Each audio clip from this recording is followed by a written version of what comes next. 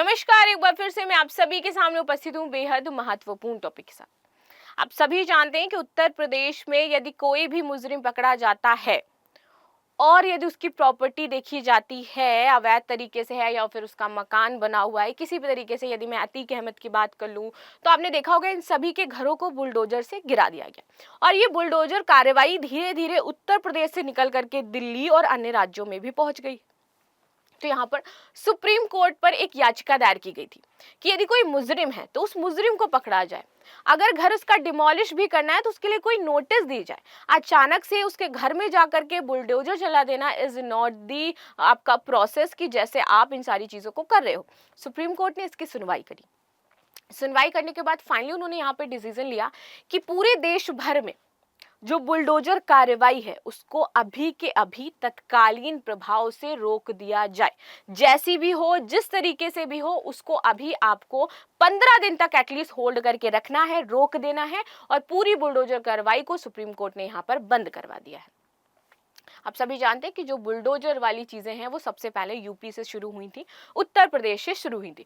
अब मैं आप लोगों से ये जानना चाहती हूँ कि जो सुप्रीम कोर्ट ने ये फैसला सुनाया है कि जो भी मुजरिम है उनके घर जो तोड़े जा रहे थे, जो इस तरीके की चीजें करी जा रही थी, इसको आप बंद कर दो। तो एक तरीके से क्या यहाँ पर मुजरिमों को थोड़ा सा बल मिलेगा, समर्थन मिलेगा कि वो चीजें ऐसी कर पाएंगे। और यहाँ पर जो स्टेट गवर्नमेंट है वो तो लाचार हो गई ना। स्टेट गवर्नमेंट अब यहाँ पे क्या कर सकती है, क्योंकि सीधे सीधे जुडिशरी से बोला गया है कि हम न्यायपालिका हैं, ठीक है, आप हमारी चीजों को मत बताइए कि हमें क्या करना है। तो यहाँ पर स्टेट गवर्नमेंट को यहाँ पर साइड में बैठा दिया गया एक तरीके से। तो आप इसको किस तरीके से देखना चाह रहे हो कि ये जो गवर्नमेंट ने यहाँ पर रिस्ट्रिक्शंस जो लगाए हैं ये सही है या फिर ये कहीं ना कहीं जो अपराधी हैं उनके मनोबल को बढ़ा रहे हैं।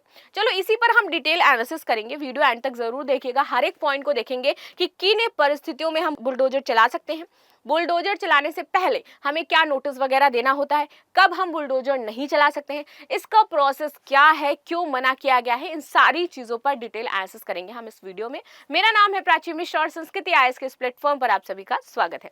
चलिए देख लेते हैं आखिर न्यूज क्या है। न्यूज ये है, बुलडोजर एक्शन। सुप्रीम कोर्ट का बड़ा आदेश, देश भर में बुलडोजर कार्रवाई पर लगा दी गई है रोक। अब कहीं पर भी आपका बुलडोजर नहीं लग सकता है, बिकॉज ये सुप्रीम कोर्ट कह रहा है, दैट्स व्हाई। ठीक है, आगे आते हैं। कोर्ट ने आदेश दिया है कि बिना शीर्ष अदालत के, वहां की जो शीर्ष अदालत है जहां पर ये बुलडोजर चल रहा है, बिना शीर्ष अदालत की अनुमति के कोई तोड़फोड़ नहीं होगी। अदालत ने कहा कि अगर सार्वजनिक संपत्ति पर कोई मंदिर है, कोई मस्जिद है, कोई गुरुद्वारा है या फिर कोई धार्मिक स्थान बना है तो उसे तोड़िए, हमें आपत्ति नहीं है। उनका कहना है कि कोई ऐसा सार्वजनिक स्थान है जहां पर बीच में आपकी ये धार्मिक प्लेस आ रहे हैं, इनको आप तोड़ दो, हमें इससे कोई दिक्कत नहीं है, लेकिन ध्वस्त करने की कार्रवाई कानून सम्मत होनी चाहिए, पूरा कानूनी प्रोसेस उसमें फॉलो होना चाहिए। इस मामले की अगली सुनवाई 1 अक्टूबर को होनी है, तब तक के लिए आपका सब कुछ यहाँ पर बंद हो जाएगा। हम अवैध निर्माण के तोड़ने के खिलाफ नहीं है, ऐसा सुप्रीम कोर्ट ने कहा। और ये एनआई पर यहाँ पर सुप्रीम कोर्ट द्वारा ये चीजें लिखी गई थी। आगे आ जाते हैं। सुनवाई के दौरान आपके सॉलिसिटर जनरल ऑफ इंडिया थे, इन्होंने बोला कि आप अवैध कब्जा जिन्होंने कर रखा है सिर्फ उनके आप घर तोड़ सकते हो, उनके नहीं तोड़ सकते हो जो आप कह रहे हो कि कोई गुंडा है, कोई माफिया है या फिर कोई मुजरिम पाया गया। अच्छा, एक सिंपल सी बात है, आप सोचिए, कोई गुंडा है, माफिया, तो क्या उसने कहीं अवैध कब्जा कर ही नहीं रखा होगा? ऑफ कोर्स कर रखा होगा। तो उसके वही घर तोड़े जा रहे हैं जो उन्होंने अवैध कब्जा कर रखा है, जिस घर पे वो रह रहा है। मान लीजिए मैं बहुत बड़ी माफिया हूँ, मैं सुनने में अच्छा लग रहा है, राइट? चलिए, इट्स ओके, मैं बहुत बड़ी माफिया हूँ, ठीक है। तो सबसे पहले तो मेरा माइंडसेट ये होगा ना, लोगों को मुझे डराना है, पैसा उनसे लूटना है, घर बढ़िया से बनाना है, गाड़ी होनी चाहिए, और मेरा जो भी धंधा होगा, जो मैं उस टाइम कर रही होंगी, ड्रग्स बेच रही होंगी, गन सप्लाई कर रही होंगी, ये इस तरीके से जो भी, और किसी नेता को सपोर्ट तो कर ही रही होंगी मैं 110%। ठीक, तो यहाँ पर नेताजी का हमारे ऊपर सर पे हाथ रहता है भाई, तो हम क्या करेंगे, हम लेंगे एक बढ़िया सी जमीन जहाँ पर कुछ लोग ऑलरेडी पहले से जमा करके बैठे होंगे कि नहीं लेना है, लेकिन वहां पर उनको मिल जाएगी, तो हम ले लेंगे और उस पर घर बनाएंगे हम। ठीक, तो वो जो घर जिस तरीके से बना है आपको पता होना चाहिए वो अवैध ही है, ठीक है, और उसको तोड़ा भी जाएगा। लेकिन यहाँ पर एक बात मैं कहना चाहती हूँ, वो ये है कि हाँ, मैं मानती हूँ कि वो जो मेन पर्सन है जिसने इन सारी चीजों को शुरू किया, वो यहाँ पर अपराधी है, लेकिन उसकी फैमिली को उसका क्यों भुगतना पड़े। लेकिन यहाँ पर ये भी देख लीजिए कि फैमिली भी तो उसी के थ्रू उन चीजों में इन्वॉल्व होगी। अगर फैमिली अपोज नहीं कर रही है, मुझे मेरी फैमिली 2 थप्पड़ मार करके मुझे ये नहीं बता पा रही है कि जो तुम कर रही हो वो गलत है, तो फिर वहां पर मेरी फैमिली भी तो गलत हुई ना, तो सभी को सजा मिलनी चाहिए। तो यहाँ पर इस तरीके से सोचा जा रहा है। लेकिन जो सुप्रीम कोर्ट का कहना है, सुप्रीम कोर्ट का कहना यह है कि भाई आप ये जो कर रहे हो सिर्फ अवैध कब्जों को तोड़ो जो लोगों ने कर रखे, बाकी उनका जो मूल घर है जो आप तोड़ देते हो उसको मत तोड़ो। ठीक, इस बार सुप्रीम कोर्ट ने कहा कि क्या नैरेटिव बनाया जा रहा है इससे कोर्ट प्रभावित नहीं होता है। अवैध निर्माण को हम तोड़ने के खिलाफ नहीं है, लेकिन सरकारें जज की भूमिका नहीं निभा सकती हैं। This line is very important. यहाँ पे बोला गया कि आप सरकार हो, आप जज नहीं हो, उसको सेपरेट रखो। अदालत ने कहा कि अगर अवैध रूप से तोड़फोड़ का एक भी मामला है तो यह हमारे संविधान की मूल भावना के विरुद्ध हो जाता है। न्यायाधीश नहीं बन सकती है कार्यपालिका। वरिष्ठ अधिवक्ता है सीयूसी, इन्होंने कहते हैं कि आप हर दिन तोड़फोड़ कर रहे हो। सॉलिसिटर जनरल तुषार मेहता ने अदालत में बताया कि 2022 में नोटिस दिया गया, उसके बाद कार्रवाई नहीं की गई। इस बीच भी तो बहुत अपराध हुए होंगे, तो आप ये 2024 में अचानक से आपके दिमाग में कहां से आया कि हमें ये सब तोड़ देना है। जब 2022 में याचिका दायर की गई, 2022 में देखा गया कि ये लोग अपराध कर रहे हैं, इनके खिलाफ एक्शन लेने की बात की गई, तब तो आपने एक्शन नहीं लिया। 2024 में कैसे आपका दिमाग घूमा कि हमें सबका ये घर तोड़ना है। तो ये बात यहाँ पे गई है, एंड विच इज मुझे लगता है कि पॉइंट बहुत ज्यादा सही था यहाँ पे जो सुप्रीम कोर्ट ने बोला कि इस बीच में तो अपराध हुए होंगे। जस्टिस गवाई ने कहा कि जब 2022 में नोटिस जारी किए गए तो 2024 में जल्दबाजी में राज्य सरकार ये क्यों कर रही है और हमें सूचित क्यों नहीं कर रही है। जस्टिस विश्वनाथ है, इनका कहना है कि मैं स्पष्ट कर दूं कि हमारे निर्देश होंगे और इन्हें गाइडलाइंस कहा जा रहा है जो हम निर्देश देंगे, और इन्हीं निर्देश के अकॉर्डिंग आपको जो कि कार्यपालिका है उसको फॉलो करना होगा। उस फॉलो करके ही आप ये जो घर है डिमोलिश करवाओगे, अनटिल अनलेस आपको खुद जज नहीं बनना है। उन्होंने बोला कि अगली तारीख तक जो भी आपकी सुनवाई होगी तब तक कोई भी तोड़फोड़ नहीं होगी, उसको पूरी तरीके से आप बंद कर दीजिए। और अगर आप ऐसा नहीं करते हो तो ऐसा वहां पर राज्य सरकारें थी, उन्होंने अपना मत रखा कि 15 दिन बहुत ज्यादा हो जाएंगे, तो वहां पर बोला गया कि भाई 15 दिन में कोई पहाड़ नहीं टूटा पड़ रहा है, आप 15 दिन इसको रोक सकते हो। आगे आ जाते हैं, संपत्तियों को ध्वस्त करने का आधार नहीं है। इससे पहले 12 सितंबर को सुनवाई के दौरान अदालत ने कहा था कि किसी अपराध में संलिप्त संपत्तियों को ध्वस्त करने का अधिकार आपके पास नहीं है। शीर्ष अदालत में गुजरात के एक नगर निकाय को आदेश दिया गया कि वह यथास्थिति बनाए रखें और एक आपराधिक मामले के आरोपी के घर पर बुलडोजर चलाने की धमकी न दें। यहाँ पर ऐसे है कि जो कानून है इस देश में वो सर्वोच्च है, और इस तरीके से ध्वस्त करने की धमकियां इस देश में अकल्पनीय है, क्योंकि हमारे पास भी एक कानून है। इसको देखते हुए ऐसी आपको कार्रवाइयां नहीं करनी है। हम चाहते हैं कि आप ये जो भी कर रहे हो, कानूनी कार्रवाई जो आप कर रहे हो, वो सिर्फ और सिर्फ एक दायरे में रहकर कर करें, इस दायरे से आप बाहर ना जाए। आगे बात कर लेते हैं क्या है कानूनी प्रक्रिया। देखिए, कानूनी प्रक्रिया देख लेते हैं कि किसी भी घर को यदि डिमोलिश करना है तो उसके लिए क्या करना होता है। सबसे पहले आवासीय मकानों को गिराने से पहले उचित कानूनी प्रक्रिया का पालन आवश्यक है, जो कि कहा गया है। इससे संबंधित यह है कि आप सबसे पहले उनको क्या करो, उन लोगों को नोटिस दो कि आपको हम नोटिस दे रहे हैं, और जो नोटिस है इसके तहत आपको ये फॉलो करना है। अगर आप 10 दिन में घर खाली नहीं करते हो तो आपका घर तोड़ दिया जाएगा।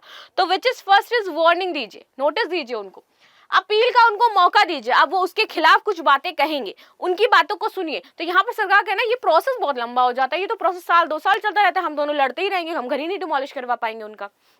ठीक है, ऐसा करने से उन्होंने बोला कि न्याय सुनिश्चित होता है और किसी के संपत्ति के अधिकार का भी उल्लंघन नहीं होता है। कि यहाँ पर ये बात कही गई है संपत्ति का अधिकार किस आर्टिकल में आता है, चलो मुझे आपके लिए क्वेश्चन है, मुझे बताना। तो ये अधिकार भी उनका नहीं जाता है। तो ये है प्रोसेस जो आपको तोड़ना है, फॉलो करना है, मतलब इसके तहत अगर आप घर तोड़ना चाहते हो तो। आते हैं, ये जो सुप्रीम कोर्ट ने फैसला सुनाया था ये अपने विशेष अधिकार का प्रयोग करके सुनाया था। विशेष अधिकार उनका आता है अनुच्छेद 142 में। तो अभी ये जो सुप्रीम कोर्ट का विशेष अधिकार है आखिर वो क्या है, इसको हम समझ लेते हैं। सुप्रीम कोर्ट ने संविधान के अनुच्छेद 142 के तहत अपनी विशेष शक्तियों का इस्तेमाल करते हुए आदेश पारित किया है ये वाला, and this is very good. अनुच्छेद 142 सर्वोच्च न्यायालय को विवेकाधीन शक्ति प्रदान करता है, क्योंकि इसमें कहा गया है कि सर्वोच्च न्यायालय, इस लाइन को ध्यान से पढ़ना, सर्वोच्च न्यायालय अपने अधिकार क्षेत्र का प्रयोग करते हुए ऐसी डिक्री पारित कर सकता है या आदेश दे सकता है जो उसके समक्ष लंबित किसी मामले या मामलों में पूर्ण न्याय सुनिश्चित करने के लिए आवश्यक हो, सिर्फ उस मामले में ये इस तरीके से क्या करेगा, अपने विशेषाधिकारों का यूज करेगा, जो मामले काफी समय से लंबित पड़े हो या फिर वहां पर पूर्ण न्याय सुनिश्चित ना हो पा रहा हो किसी ना किसी तरीके से। तो ये सुप्रीम कोर्ट का विवेकाधिकार है, अपने विवेकाधिकार से वो फैसला सुनाएगा। और आपको पता हो तो हाल ही में सुप्रीम कोर्ट ने एक तलाक के केस में 42 इयर्स से लंबित पड़ा था वो मामला। 42 इयर्स के बाद उन्होंने तलाक के लिए अपनी स्पेशल पावर यूज करनी पड़ी सुप्रीम कोर्ट को और फाइनली उन्होंने तलाक दिलाया। तो ये सारी चीजें हैं। आगे देख लेते हैं न्यायिक अतिरेक के मामले। हाल के वर्षों में सर्वोच्च न्यायालय ने कई निर्णय लिए हैं जिसमें उन्होंने इसका जो क्षेत्र है इनका विशेषाधिकार वाला, उसका उन्होंने यूज भी किया है, जो लंबे समय से न्यायपालिका के लिए शक्तियों के पृथक्करण के सिद्धांत के कारण वर्जित थे और जो संविधान की मूल संरचना का हिस्सा भी थे। राष्ट्रीय और राज्य मार्गों के किनारे शराब बिक्री पर प्रतिबंध, ये जो सरकार का फैसला था ये इन्होंने अपने विवेकाधिकारों से ही लिया था। केंद्र सरकार की अधिसूचना में राष्ट्रीय राजमार्गों के किनारे शराब की दुकानें खोलने पर प्रतिबंध लगा दिया गया था, जबकि सर्वोच्च न्यायालय ने अनुच्छेद 142 को लागू करते हुए इस प्रतिबंध को 500 मीटर की दूरी तक सीमित कर दिया। तो यहाँ पर देखिए उन्होंने केंद्र सरकार के फैसले को चेंज किया और उसे 500 मीटर तक की दूरी पर कर दिया, जो कि ये किसका था, न्यायालय का विशेषाधिकार था और वो उसने यूज किया और यूज करके इस तरीके की चीजें कर दी। इसके अतिरिक्त अन्य किसी भी राज्य सरकार की इस तरह की अधिसूचना के अभाव में न्यायालय ने प्रतिबंधों को राज्य मार्गों तक बढ़ा दिया है। अनुच्छेद 142 को लागू करने के इस तरह के फैसले ने न्यायालयों में निहित विवेकाधिकार की जो शक्ति है इसको लेकर के अनिश्चितता पैदा कर दी है, जहां व्यक्तियों के मौलिक अधिकारों की अनदेखी की जा रही है। और ये भी कहा जा रहा है कि ये जो 142 है ये कहीं ना कहीं हमारे पर्सनल मौलिक अधिकार हैं उनके लिए भी खतरनाक हो सकता है, क्योंकि यहाँ पे इनके पास तो पावर है, ये इसको यूज कर लेते हैं, लेकिन हमारा कई बार यहाँ पर पावर चला जाता है सर्वोच्च न्यायालय के सामने। ठीक, तो ये सारी चीजें थी जो हमने डिस्कस करी, देखी, हमें समझ में आई। अच्छा, अब ये यहाँ पे जो इन्होंने बोला कि हमारे अधिकार चले जाए, मान लीजिए कोई रेप केस है बहुत टाइम से पेंडिंग है, जैसे डिवोर्स केस था, ठीक है, एलिमनी नहीं मिली होगी उस महिला को, जो भी चीजें रही होंगी, तो हमारे कुछ फंडामेंटल राइट्स हैं जो हमें मिलने चाहिए, हमें न्याय मिलना चाहिए। तो कई बार इस स्थिति में ऐसा क्या होता है, जब प्रूफ नहीं हो पा रहा है, चीजें नहीं हो पा रही, तो सुप्रीम कोर्ट क्या करता है कि भाई चलो इसको खत्म कर दिया जाए, उन्होंने खत्म कर दिया। तो हमारा मान लीजिए कि प्रॉपर्टी से रिलेटेड है, हमें न्याय मिलना चाहिए, इस टाइप के केसेस है, तो बहुत सारी दिक्कतें भी आ जाती हैं। अगर आपको पता हो 2 दिन एक वीक पहले की न्यूज़ थी जहां पर एक आरोपी था जो छूट करके आया, जेल से छूटा, बेल पर आया, वो बेल दी उसको, हाई कोर्ट ने बेल दे दी, ये समझिए आप। जैसे ही वो बेल से छूट करके आया, जिस लड़की से उसने रेप किया था उसने उस लड़की के साथ दोबारा से रेप किया। अब आप बताइए कि वाकई यहाँ पर ये जो न्यायालय इस तरीके से कदम उठा रहा है, जो हम बोलते हैं कि हमें थोड़ी सख्ती नहीं बरतनी चाहिए, किस हद तक सही है, ये कहाँ तक सही है, आपको कहाँ तक सही लगता है कि आप किसी को बेल पर छोड़ रहे हो, पैरोल पर छोड़ रहे हो और वो इंसान जाकर के वही काम कर रहा है। उसके लिए तो कानून बनाना चाहिए ना, उसके लिए एटलीस्ट आपको समझना चाहिए। और उस लड़की को आप क्या न्याय दिलाओगे जिसके साथ दोबारा से ये सारी चीज़ें हो रही हैं। तो ये कई बार शायद कहीं ना कहीं प्रॉब्लम होती है। बाकी आपकी क्या राय है मैं अवश्य जानना चाहती हूँ। मिलते हैं नेक्स्ट क्लास में, तब तक के लिए धन्यवाद। लाइक शेयर सब्सक्राइब करना बिल्कुल भी ना भूलें and thank you so much.